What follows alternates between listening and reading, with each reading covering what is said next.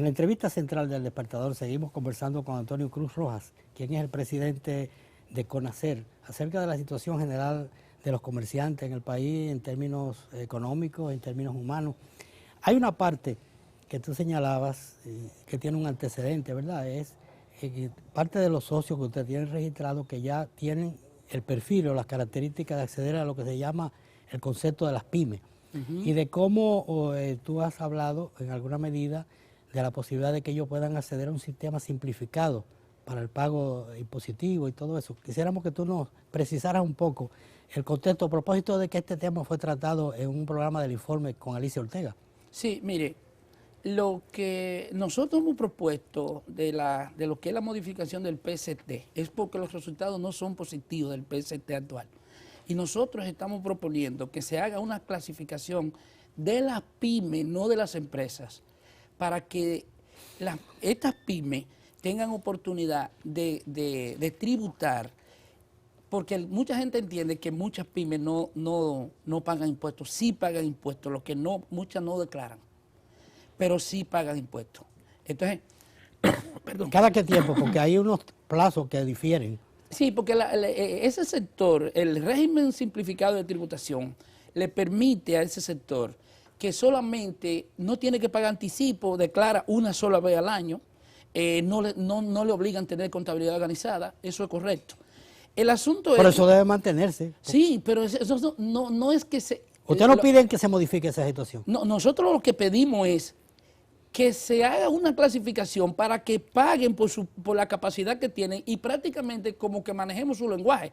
Porque, por ejemplo, el colmado tiene un problema, que el colmado no puede tener una contabilidad organizada porque no se lo permiten los costos, es que estamos correctos. Nosotros decimos, bueno, vamos a crear una clasificación de los negocios que impuestos internos lo tiene y no hay que crear nada nuevo, lo tiene impuestos internos porque los colmados y esa línea de micro, pequeños y medianos están controlados a través de sus suplidores que están formalizados. Entonces, cuando usted va, por ejemplo, va a cervecería tiene un control de todos los negocios que le vende y le retiene el impuesto. Lo que ese negocio lo hace es que no declara.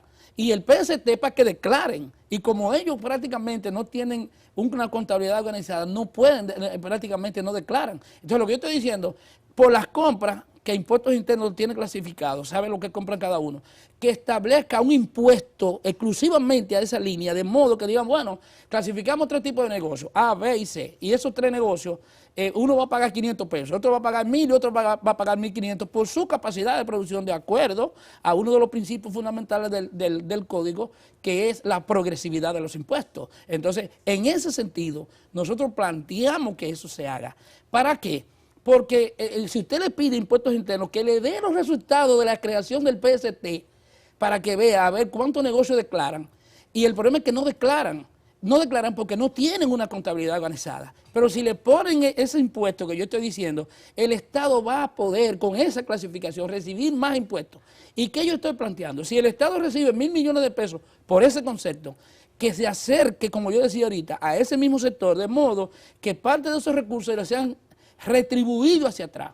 Yo estoy planteando que con esos recursos que se puedan obtener, que el 40% del Estado se quede con ellos, que es impuesto interno. El otro, un 30% que lo utilice para formalizarlo con recursos propios de ellos mismos.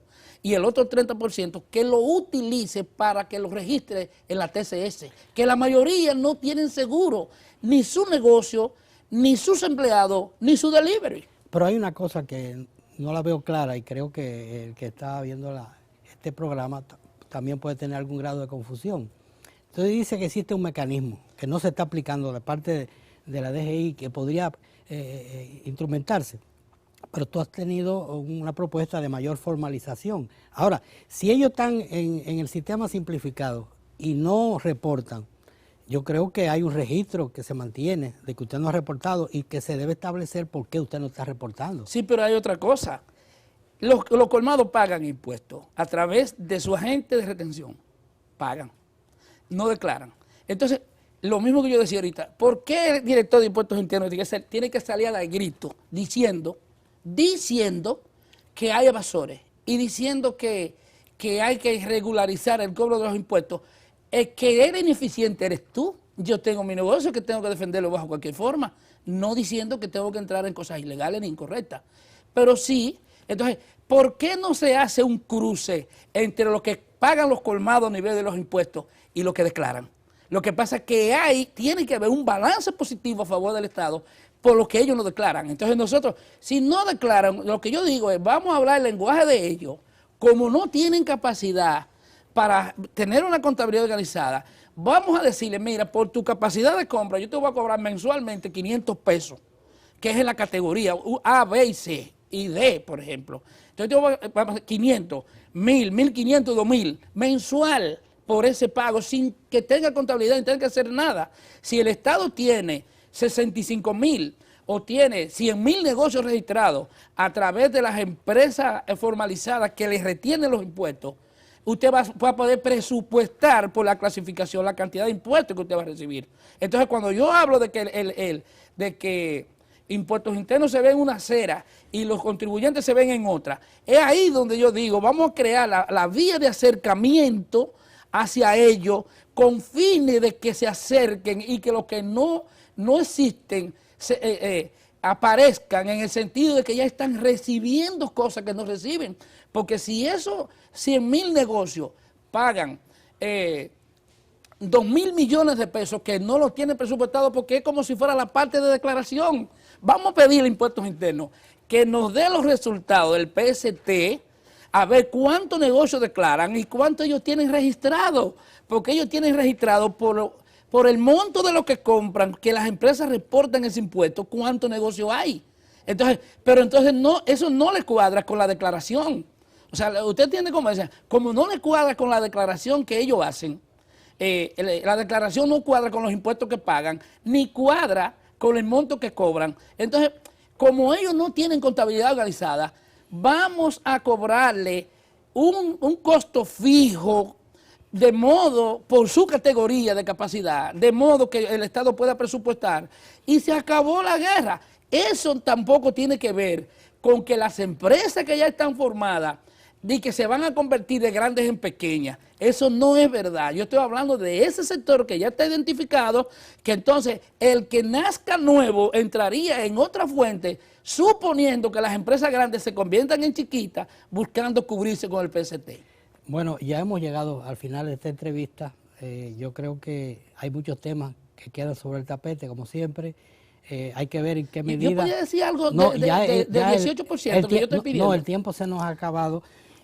Vamos a ver en qué medida esa propuesta que ustedes formulan como entidad comercial puede inscribirse dentro de lo que es la discusión del pacto fiscal. Hemos conversado con Antonio Cruz Rojas, presidente de CONACER, una entidad que tiene que ver con el comercio, que tiene muchos socios y miembros registrados a nivel nacional. Hemos hablado de todo lo referente a la situación impositiva y a la situación económica frente al Estado dominicano.